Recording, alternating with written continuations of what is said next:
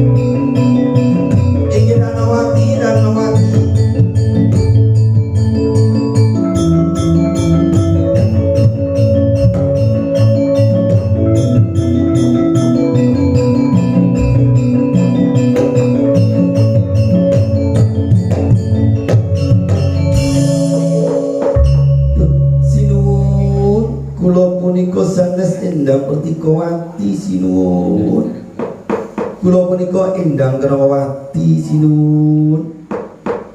Duh, Endang Kenawati. Ana apa Endang Kenawati anggone Ratopa Brata? Rambut lure uda nang tepak kepanasan pinggiring sedang mandirdo. Ana apa Endang Kenawati? Duh, Kanjeng Sinuwun, napa panjenengan boten ngraosaken Kanjeng Sinuwun? Kula Tapa Brata wonten ing tepak kepanasan rambut lure uda wonten sak pinggire sedang mandirto. Kula punika sampun pinten-pinten taun kepengin suwita dumateng Bathara Guru ingkang taanipun sekawan Kanjeng Sinuwun. Duh, Endang Kenawati. Ananging cara murah mengkono Endang Kenawati dadekake gentering panterpanase ana ing kayangan Jenggring Saloko nganti sundulake tundha sapitu. Dadekake genter pantri ana ing kayangan Jenggring Saloko Endang Kenawati. Lamun to kula boten Tapa Brata mekaten Kanjeng Sinuwun, boten mugal kula punika dados garwa paduka Kanjeng Sinuwun. Pramila kula Tapa Brata udo rambut linure supados paduka anyek ketika Kanjeng Sinuwun saged dewa Bathara. Endang Kenawati, lamun to aku nuhoni pamundhutmu, apa sing kok karepake Endang Kenawati? Lamun to Kanjeng Sinuwun purun ing mangke kula suwun lelomban wonten ing tlaga Mandirdo punika hanite Mbok Andini Kanjeng Sinuwun. Endang Kenawati, aku ora bakal nolak pangajapanmu Endang Kenawati. Ayo Endang Kenawati, lelomban ana ing samudra Indrawati.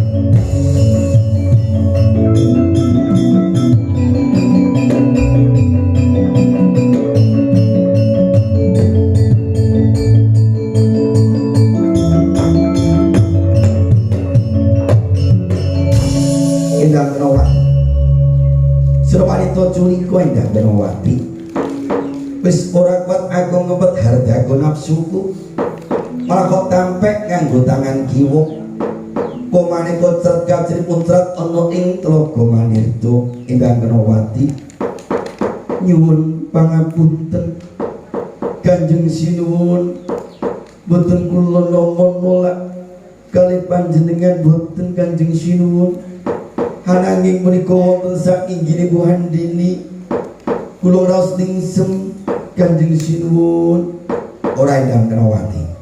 Wis kowe ora pantes manggono ana ing kayangan jengring Saloka Ingkang Kenawati. Lajeng kula punika kowe pantes manggon ana ing alas Sarya, ana ing alas Gondo Mayit. Ora pantes manggon ana ing kayangan jengring Saloka. Nyuwun pangapunten Kanjeng Sinuwun, Kanjeng Sinuwun. Ora. Wis saiki bakal tak guwak ana ing alas Sarya. Boten Kanjeng Sinuwun. Wis ayo Ingkang Kenawati ana ing alas Sarya.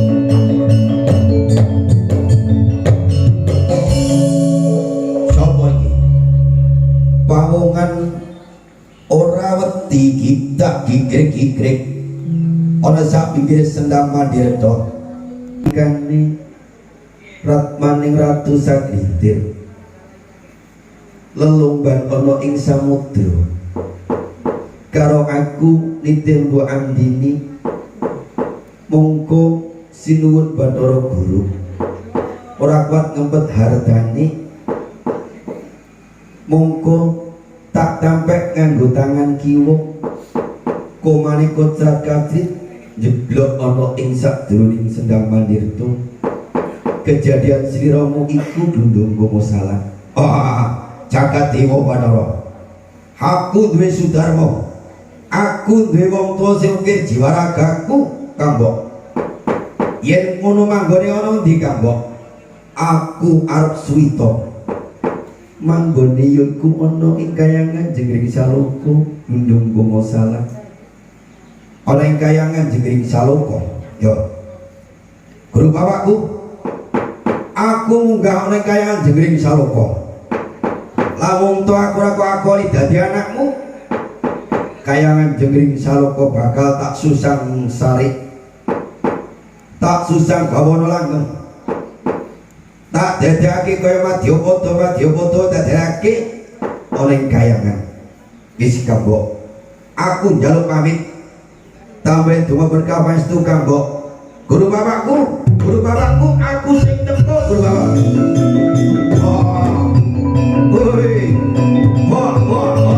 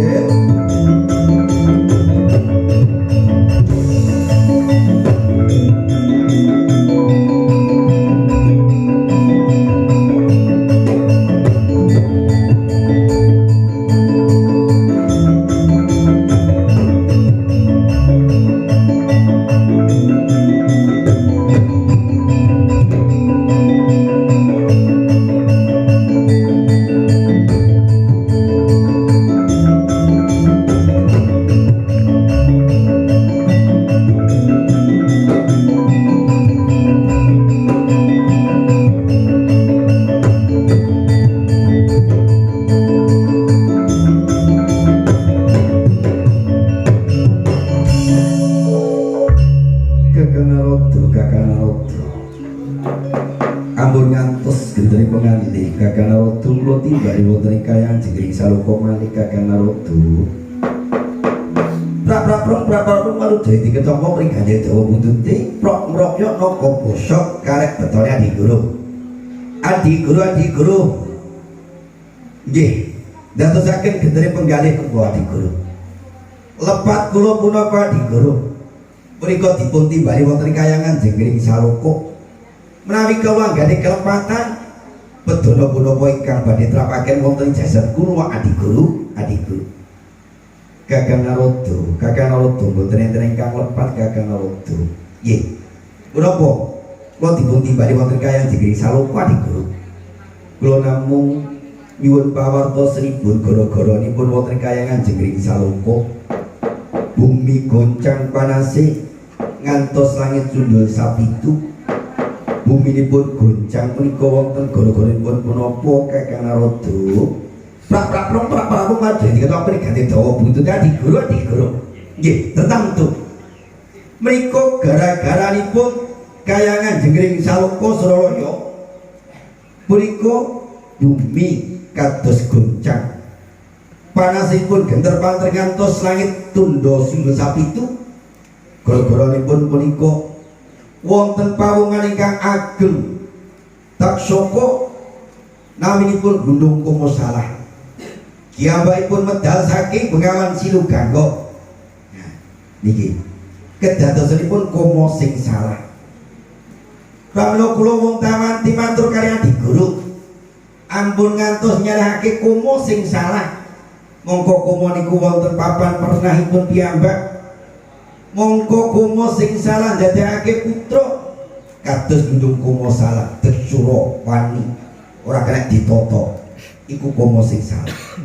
mongko komo dipapake ana tempat sing apik, monggo dadi bocah sing soleh-soleh kanurut kaya Bathara Wisnu, Bathara Brahma, Bathara Indra. Nah, niki glundung komo salah niki komanipun sinten Adik Guru? Kakang Narada, Kakang Narada. Menawi mekaten kula nyuwun tulung timbali glundung komo salah ingkang dadosaken gegeripun kayangan Suralaya Jenggring Saluka. Kakang Timanjing minggah wonten ing kayangan Jenggring Saluka punapa ingkang kegajenganipun glundung komo salah Kakang Narada. Nggih, nggih. Bathara Brahma. Nggih, kula iki glundung komo salah kanthi manjing munggah ana ing kayangan Jenggring Saluka. Apa sing dadi tujuane glundung komo salah? Nggih. Menawi makaten kula nyuwun pamit badhe glundung komo salah.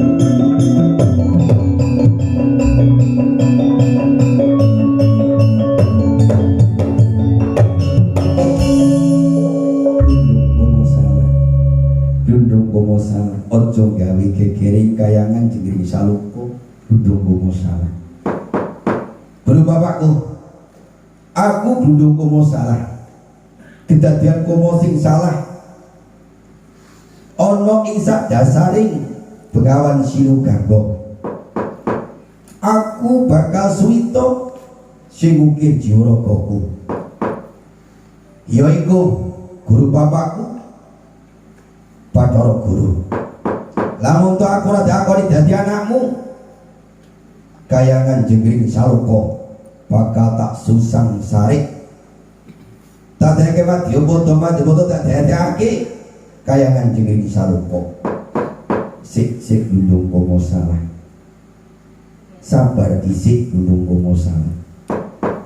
Yo takoni dadi anakku. Ananging aja gawe gegere kayangan Jenggring Saluka.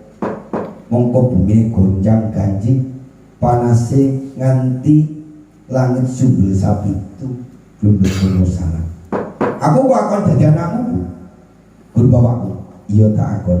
Oh, kok akoni dadi anakmu, aku njaluk sandangan sing apik-apik kaya sedulur-sedulurku. Aku njaluk ganti busana, yen aku dadi wong sing pideksa. Yen mengkono ana pamungkuran, tak cepaki sandangan Bathara. Iya, guru bapakku, aku njaluk pamit ganti busana. Hey!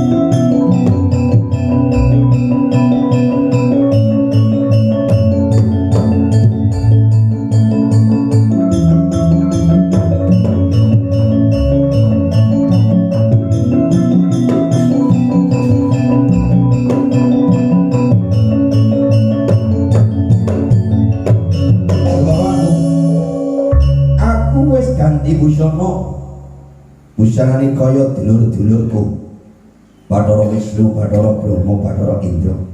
Aku ora kalah ganteng, aku ora kalah pideksa gedhe dhuwur iki. Nanging aku guru bapakku urung marem. Ana pemungkuran mau ana aku nyandung daging sing enak, tak pangan daging kekuatanku tambah. Aku dadi sing pideksa wong sing rasa dongdeng. Ya aku mangan daging. Aku njaluk panganan. Nanging sadurunge aku njaluk panganan, jenengku sapa guru bapakku. Aku njaluk jeneng Bathara. On mengkono ndungku salah. Lamun to sira njaluk jeneng, bengi kita bakal tak jenengake Bathara Kala.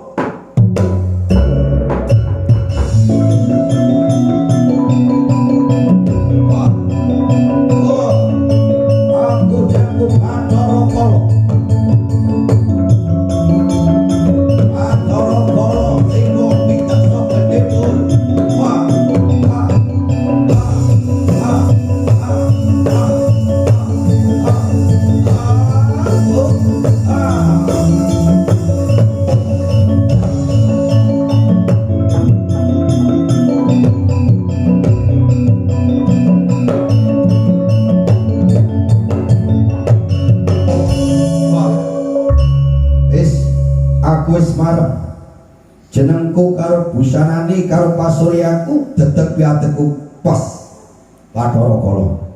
Yen mengkono aku njaluk panganan guru bapakku. Aku wis ngelih ora betah njaluk panganan Bathara Kala. Lamun toan awakmu njaluk panganan, manggone ora ana ing kayang jengkring saloka. Terus di pangananmu ana ing Madyapada. Dina iki muduna ana ing desa Sumber, ana ing kono ana panganan bocah sing Sukerta Bathara Kala. Jagat Dewa Bathara, aku mudhun ana ing desa Sumber. Ari kono ana panganan bocah sing Sukerta. Aku njaluk pangertenemu guru bapakku. Iya Bathara Kala. Pangananmu kuwi ana ing kitab Pida Pangruwatan. Ya iku bocah sing Sukerta cacahe 344 dipérang dadi 3 pérangan. Ya iku bocah Sukerta gedhe, Sukerta tengah, Sukerta cilik. Dibagi ana kitab Ceti Pangruwatan. Bocah sing Sukerta kuwi ana 20 cacahe Bathara Kala. 20 apa wae ben aku ora tuwas. Aku leh dahar mangan bocah sing Sukerta ben ora salah. Bathara Kala ling eling diringi Bathara Kala. 20 kuwi mau siji ontang-anting wong duwe anak siji lanang. Kuwi sing diarani ontang-anting. Nomor 2 unting-unting wong duwe anak siji wadon. Ontang-anting tunggak aren utawa paritunggak. Werdine wong duwe anak ya iku akeh sing mati sing urip mung siji. Kuwi sing diarani bocah Sukerta Bathara Kala. Papat gendono gendini wong duwe anak 2 lanang wadon. Kembang sepasang wong duwe anak 2 wadon kabeh. Uger-uger lawang wong duwe anak 2 lanang kabeh Bathara Kala. Jagat Dewa Bathara, panganku ana ing Madyapada akeh. 7 anak kembar. Ya iku lahir bareng sedina. Kuwi sing diarani bocah Sukerta Bathara Kala. 8 sendang kaapit plancuran wong duwe anak 3 sing wadon ana ing tengah. Lanang wadon lanang. Kuwi dadi tunggonmu, dadi panganmu Bathara Kala. 9 pancuran kapit sendang wong duwe anak 3 sing lanang ana ing tengah, wadon lanang wadon. Iku sing diarani bocah sing Sukerta Bathara Kala. Gotong mayit wong duwe anak telu lanang kabeh. Cukil duit wong duwe anak telu wadon kabeh. Srimpi wong duwe anak papat wadon kabeh. Sarombo wong duwe anak papat lanang kabeh. Kuwi yo dadi panganmu Bathara Kala. Ling elingen Bathara Kala. Oh, Jagat Dewa Bathara. Iya, panganku akeh ana ing Madyapada. Aku wis ora sabar wis ngelih guru bapakku. Lompat kidang wong duwe anak papat lanang wadon sing diarani lompat kidang kuwi dadi pangan Bathara Kala. Pandhawa 5 wong duwe anak 5 lanang kabeh. Panca putri utawa Pandhawi wong duwe anak 5 wadon kabeh. Banteng Irit Jawi wong duwe anak 6 sing barep lanang kuwi sing diarani Banteng Irit Jawi. Kuwi yo sing darani bocah sing Sukerto Bathara Kala. Jawi Irit Banteng wong duwe anak 6 sing barep wadon. Julung Pujut wong duwe anak bareng letak ing srengenge kuwi yo dadi panganmu Bathara Kala. Julung Kembang wong duwe anak bareng panjering srengenge kuwi yo dadi panganmu Bathara Kala. Julung Caplok bocah kang lair bareng mangsluping srengenge kuwi ya dadi panganmu Bathara Kala. Oh, akeh panganku. Ya guru bapakku, anak yatim bocah sing lahir ditinggal bapake nalikane ana ing weteng kuwi ya bocah Sukerto dadi panganmu Bathara Kala. Dongkar wong wadon sing angel jodhone. Sing diarani lungsi wong wadon sing angel jodhone kuwi yo dadi pangane panunggane Bathara Kala. Oh, Jagat Dewa Bathara iki sing tak tunggoni. Wong sing lungsih, wong wadon sing angel jodhone. Oh, akeh panku bapakku. Dangkal wong lanang sing angel jodhone. Durga ngrik wong wadon sing bola-bali rapi kepaten bojo. Kuwi sing darani durga ngrik, kuwi yo sing darani wong sing Sukerto Bathara Kala. Wah, panganku akeh ana ing Madyapada guru bapakku. Ananging Bathara Kala ling diri nalikane ana ing pamungkuran aku nulisi aksara papat manggon ana ing dada, ana ing gigiran telak lan ana ing bathuk. Kuwi sing dadi sifat pengandelanmu sing dadekake awakmu bisa kuat bergas terginas. Yuki aksara tulisan papat manggon ing bathuk telak ana ing dodolan ana ing gigit. Kuwi sing dadi pengapesanmu Bathara Kala. Yo tak eling-eling bapakku.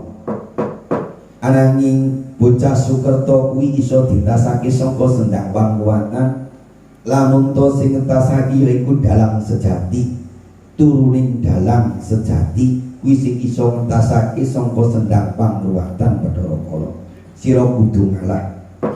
Lan sapa wong sing iso maca tulisan aksara ana ing bathuk, ana ing telak, ana ing dodolan, ana ing gigir, sira Jawa nawani iku sedulurmu tuwa. Aja wani karo sedulur tuwa ndak malati Bathara Kala. Awit sing iso maca kabeh kuwi mau sedulurmu tuwa. Lamun to sira wani bakal anglumpruk lolos lulus otot bayumu Bathara Kala. Yo tak eling-elingi guru bapakku sing iso maca tulisanku ana ing bathuk, ana telak, ana gigir lan ana ing dada bakal tak swidani.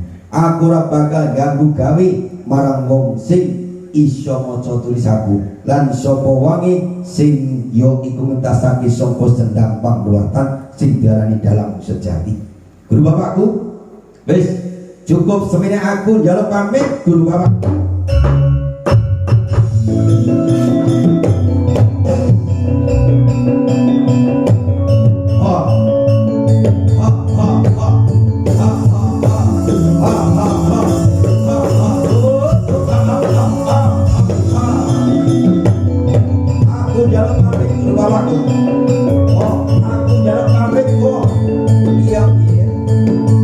Lari-lari dirinya dia hati-hati ya.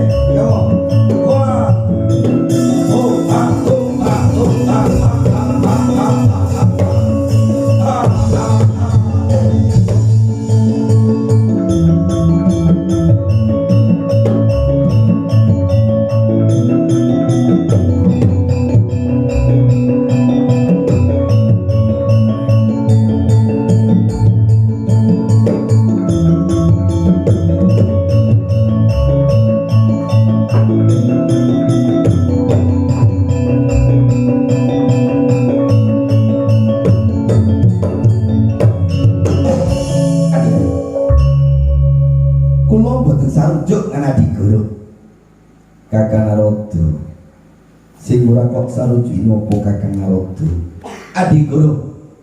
Lah ketikane Adi Guru ana kitab dadi pangruwatan selangkung wonten Madyapada. Wonten Madyapada menika wonten danten milih saking setunggal ontang-anting durga ngrik slawi. Nika wonten danten Adi Guru. Mongko Bathara Kala mudhun kali Madyapada. Madyapada geger. Ora iso tenang kabeh Madyapada adikku. Lah niki. Mongko Bathara kuwi manggone ana ing dhuwur. Ora biayaan ana ing ngisor. Bebasan dewa kuwi apik pangucape mimpin kawulane. Bebasan banyu dhuwur putih, tengah putih, ngisor bening. Ananging Bathara Kala bebarasane banyu dhuwur butek, tengah diutek-utek, ngisor dadi becerek. Iki Bathara Kala. Monggo kula boten sarujuk menawi mekaten masa burung Kakang Narodo anggenipunamenggak kalian Bathara Kala. Nah, ora urung ya wong tuwa. Mongko nak dituturi wong tuwa niku jenengan midhangetaken Adi Guru. Nyuwun pamunten Adi Guru, kula wantun. Kula wantun. Nalikane Adi Guru mrepeki wanita tapa brata wonten sendang manirta uda rambut inure ngantos lelombaning samudra kencana agung itih andini. Dah niki ngantos Adi Guru boten kiat nampi hardane nafsune ngantos komane kocrat gajrit. Dah niki tiang sepang ngendika pilih menawi komo punika dipun papaken wonten ingkang panggenan ingkang sae dadosaken putra ingkang sae. Lah niki komo paduka Adi Guru ngantos dadosake Bathara Guru. Bathara Guru nitesake yaiku sing diarani Blundung Komo salah. Lah niku sing salah sinten? Kakang Narodo ampun ngantos ngungkit-ungkit kedadosan tahun kepengker Kakang Narodo. Lah ngeten iki. Nami mboten kula jlentrehake Adi Guru. Mangke klarung-klarung Adi Guru. Mboten Kakang Narodo nika ngantos dados pelajaran kula Kakang Narodo. Nggih. Pun borong Kakang Narodo ini pun ngendhet. Bathara Kala supados mboten klarung-klarung. Nggih Adi Guru. Kula tampi. Monggo. Kula nyuwun pamit tampi donga berkah pangestu. Bathara Wisnu, Bathara Indra, Bathara Indra takon ngendhek panganing Bathara Kala kasarane gelute Bathara Indra. Bathara Wisnu tak angkat dadi dalang Gandhabuana ngentasake saka sendang pangruwatan. Pun Adi Guru nyuwun pamit Adi Guru badhe ngendhek Bathara Kala.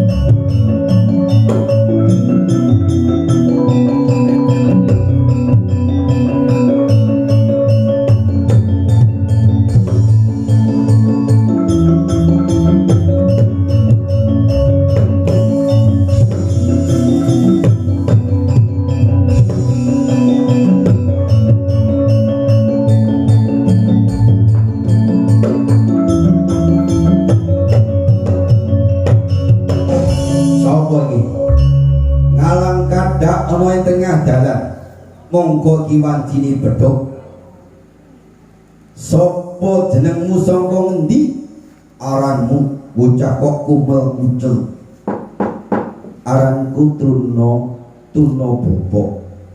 Tuna Bopo piye tegese Tuna ki rugi Bopo lan duwi rugi Tuna Bopo rugi bocah yatim bocah Sukerto lagi bakal tak tadak kala mangsa wani marang aku apa tak wedeni bakal tak tadak kala mangsa aja mlayu aja kikrik bebasan walang mayu dicekel lentik ngabale manungsa wani karo aku apa sing tak wedeni jenengku Bathara Kala aku sangka kayangan boleh bocah sing Sukerto ing Madyapada iki hawamu bocah sing Sukerto bakal tak tadah kala mungsa enggal pangindangmu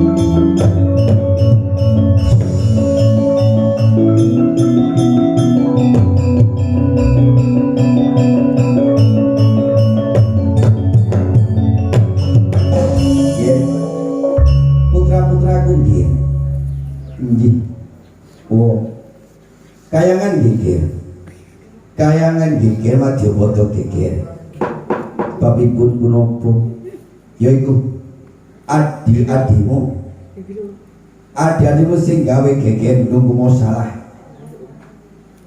sing gawe geger ning kayangan Jengkring Saloko iki mudhun ana ing Madyapada golek pangan eling to wonten ing kitab Cendhi Pangruwatan bocah Sukerto selawe nggih kula tasih inget lagi sing iso ngendhek Bathara Kala iki Bathara Indra wis mudhun wis nampek sekabehe adipangan Bathara Wisnu bakal tak dadake dalam Gandabana ngentasake saka Sendhang Pangruwatan yaiku ngendhek Bathara Kala aja oleh pangan ana ing Madyapada wis ayo ora kagan suwe bakal tak ganteni sira dadi dalam Gandabana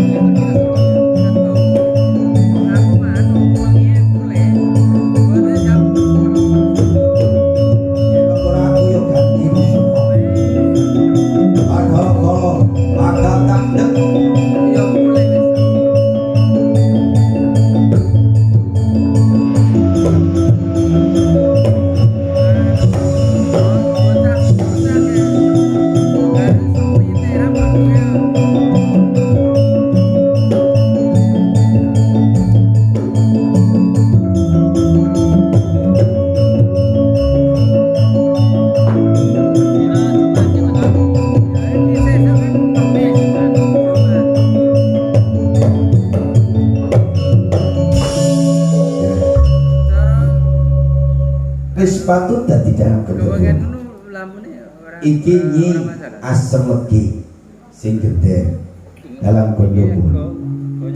Dalam kondo pura tindak ngangge sarana pewayangan jiwa. Kulo dados dalam kondo pura. Panggi kaula dados dalam. Mongko dalam kuwi mau ngudal pamungan. Kula nyuwun pangertosipun mangke supados kaula dipun tangleti tiyang saged mangertos bilih dalang punika saged amedhar punapa kemawon gemelari wonten alam donya wa. Wis aja kuwatir. Aja kuwatir. Wis ilmu bakat tak tumpakake marang sedherekamu dalam bondo-bondo. Wis ora suwe-suwe ayo mudhun ana ing desa Sumber ngendhek Bathara. Monggo kula dherekaken wae.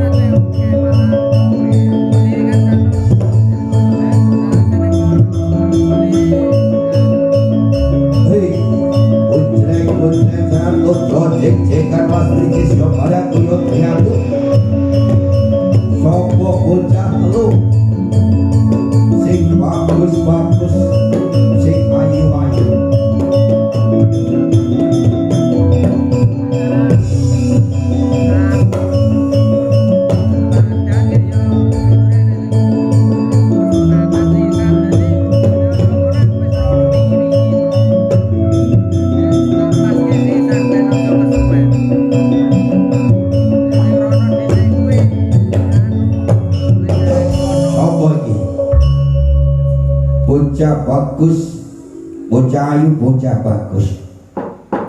Ana sak pinggiring Sendama Nirda. Sapa jeneng warep apa saka ngendi?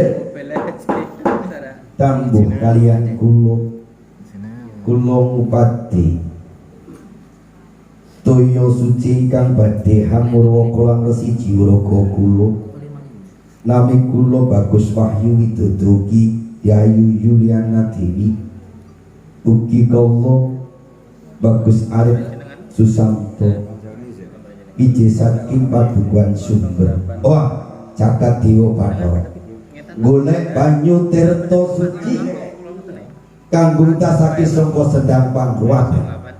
Nalikane ana ing kayang jengring saloka guru bapakku matur sing iso ngentasake saka Sendang Pangruwatan dalang sejati. Lagi mongko golek banyu ngedake entasake Sendang Pangruwatan. Iki bocah sing Sukerta. Bocah sing Sukerta sing diarani Sendang Kapit Plancuran. Lagi dadi panganku. Dadi panganku aja mlayu tambuh marang sun. Paduka sinten? Pabadyan adah kala mangsa kula. Aku iki dewa. Dewa kok mekaten. Ya dewa iso mancala putra mancala putri, iso alus iso keras. Menawi mekaten kula badhe nyuwun pamit ora. Wis cedhak aning kene. Aja layu bakal tak tadah kala mangsa sing diarani awak bocah telu ki bocah Sukerta Sendang Kapit Plancuran.